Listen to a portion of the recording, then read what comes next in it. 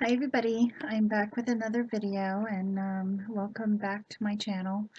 Today I'm here to share my Christmas cards for 2019. I make about 12 to 14 cards for family and friends. Um, this year I am doing a snowman, a vintage type of snowman.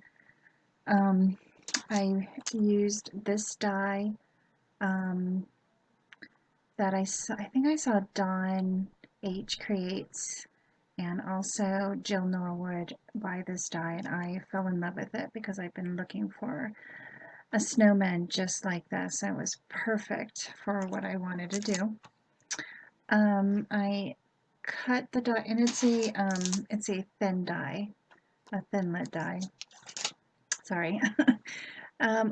This is a A2 size card. I used 110 pound cardstock from Michaels. It's the ivory color. I layered it with some book paper and then some white cardstock that I embossed with, I think I have one.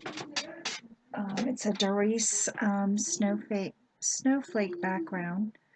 That is just a label that I have. I used some packaging for the chipboard. I layered it with some book page. I have a ton of it because I've done a whole bunch of different projects. I cut the scarf out of the shiny red paper, as you can see. I die cut some black dots for the eyes and for the buttons and for his arms. Orange cardstock from my stash, a white button or clear button, and some twine.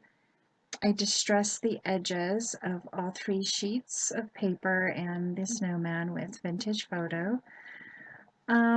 This is an old, oh gosh, it's an old Stampin' Up set. I think it's mini sentiments, I think. And it says Merry Christmas. I cut it out in a banner and I inked the edges with my vintage photo as well, and I called it my Christmas card this year. So I just want to thank everybody for stopping by today. Again, I'm doing this video right before Thanksgiving, so I want to wish everybody happy Thanksgiving and have a great holiday season. Thanks everyone. Have a great day. Bye.